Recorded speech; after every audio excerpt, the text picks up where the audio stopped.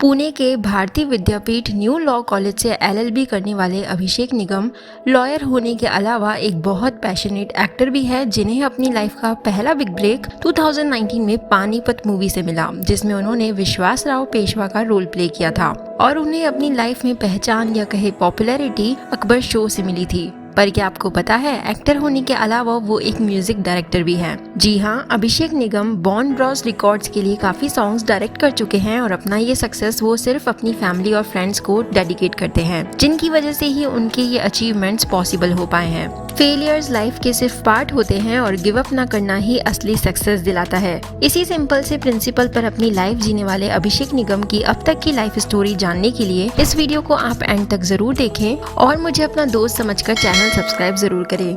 मेरा ड्रीम है 5 लाख सब्सक्राइबर्स का, तो प्लीज मुझे भी अपना प्यार जरूर दें। अभिषेक का जन्म 13 सितंबर 1997 को प्रयागराज उत्तर प्रदेश में हुआ था। सभी जानते हैं कि वो एक्टर सिद्धार्थ निगम के भाई हैं, बट इंटरेस्टिंग बात यह है कि दोनों ही सेम डे यानी 13 सितंबर को अपना बर्थडे शेयर करते हैं और इसमें कोई डाउट नहीं है कि दोनों ही एक दूसरे के फीचर्स वाइज भी लुक अलाइक कहे जा सकते हैं। बस दोनों में बचपन से ही कहीं डिसिमिलैरिटी या कहे कि डिफरेंट पैशंस रहे, तो बस ये थे कि सिद्धार्थ बचपन से ही जिम्नास्टिक्स में फोकस्ड रहे और अभिषेक स्टडीज में। और अभिषेक ने अपनी स्टडीज एक ही जगह से नहीं बल्कि 3 सिटीज से कंप्लीट की, पहले इलाहाबाद यानी प्रयागराज, फिर पुणे और फिर मुंबई से। ऐसे में ये शिफ्टिंग उनके लिए इजी तो नहीं थी, क्योंकि ना सिर्फ फ्रेंड्स और टीचर्स चेंज होते थे बल्कि उनके लिए अलग अलग सिटीज में जाना एक कल्चरल चेंज भी था। बट ग्रेजुअली ही सेटल्ड। अभिषेक की माँ सिंगल पेरेंट है, ऐसे में सबसे ज्यादा स्ट्रगल्स उन्हीं ने किए।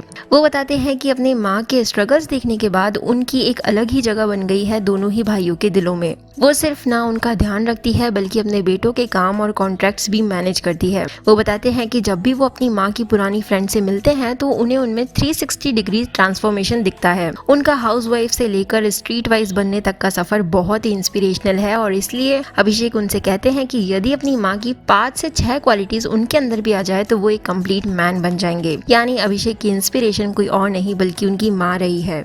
अभिषेक के पेरेंट्स उनसे पढ़ाई खत्म कर लेने को इंसिस्ट किया करते थे और ऐसे में काम के लिए अपनी स्टडीज को साइडलाइन करना उन्हें भी ठीक नहीं लगता था। हमेशा ही उनका फोकस अच्छे से पढ़ने में था और अपनी स्टडीज में हमेशा ही वो काफी अच्छे भी रहे और उन्होंने आगे जाकर लॉ ऑप्ट किया। तभी एक दिन उनके पड़ोस में रहने वाले एक आदमी ने उन्हें सजेस्ट किया कि उन्हें अपने लॉ की पढ़ाई को एक अलग लेवल पर ले जाना चाहिए और तभी उन्होंने इस बात को सीरियसली लेकर एंट्रेंस एग्जाम दिया और new law college of Pune में उनका एडमिशन हो गया। अभिषेक बताते हैं कि उन्हें नहीं पता उनका इस तरह का इंटरेस्ट कैसे जागा, लेकिन एक बार स्टार्ट कर देने के बाद उनको लॉ पढ़ना काफी कंफर्टेबल लगने लगा। अपने फर्स्ट ईयर से ही उन्होंने ऑडिशंस देना शुरू कर दिया था और ईयर एंड होते होते उन्हें बिग मैजिक के शो अकबर में डेब्यू मिला। उसके बाद चंद्र नंदिनी, फिर साई बाबा, फिर काफी टीवी एडवर्टीजमेंट्स और कुछ शॉर्ट फिल्म्स भी। और थर्ड ईयर एंड होते होते उन्हें पानीपत मूवी भी ऑफर हो चुकी थी। इतना सब एक साल में मैनेज करने में सबकी हालत खराब होने ही लगती है, पर अभिषेक कहते हैं कि यदि हम किसी भी चीज के लिए डेडिकेटेड होते हैं या कोई चीज बहुत पसंद करते हैं तो रास्ता खुद निकाल ही लेते हैं। अपनी वेकेशंस में ही वो पूरा सिलेबस खत्म तो कर देते थे, पर एग्जाम डेट अनाउंस होते के साथ ही उन्हें प्रोजेक्ट वर्क्स भी डायरेक्ट करने होते थे और उस टाइम उन्हें शूटिंग और एग्जामिनेशंस दोनों ही एक साथ डील करने पड़ते थे, जिसके लिए वो सुबह जल्दी ट्रेन पकड़कर शूट के लिए मुंबई आकर फिर से एग्जाम्स के लिए पुणे जाया करते थे और कभी कभी ये सिलसिला डेली बेसिस पर भी मैनेज करना पड़ता था। अभिषेक के फ्रेंड्स ने उन्हें सबसे ज्यादा सपोर्ट किया और इसलिए ही उनके दोस्त उनकी लाइफ में काफी इंपॉर्टेंट प्लेस रखते हैं। पर जितना आसानी से मैं ये सब कुछ बता रही हूँ, रियलिटी में ये सब इतना आसान नहीं था। अभिषेक बताते हैं कि वो स्ट्रगल्स का नाम लेकर सिंपैथी तो गेन नहीं करना चाहते, पर उन्होंने अपने स्ट्रगलिंग पीरियड के दौरान ही सबसे ज्यादा पेन झेला है। दरअसल ऑडिशन का वो फेज उनके लिए इजी नहीं था। पढ़ाई को इतना पसंद करने वाले अभिषेक अपने ऑडिशंस में रिजेक्शंस की वजह से टेरिबल फील करने लगे थे और अच्छे से स्टडीज पर फोकस नहीं कर पा रहे थे। पर वो एक ही टाइम पर 5 चीजों पर फोकस्ड थे, जो मैं आपको आगे वीडियो में बताऊंगी। और जल्दी ही उन्होंने खुद को ये समझा लिया था कि ये कोई एंड ऑफ द वर्ल्ड नहीं है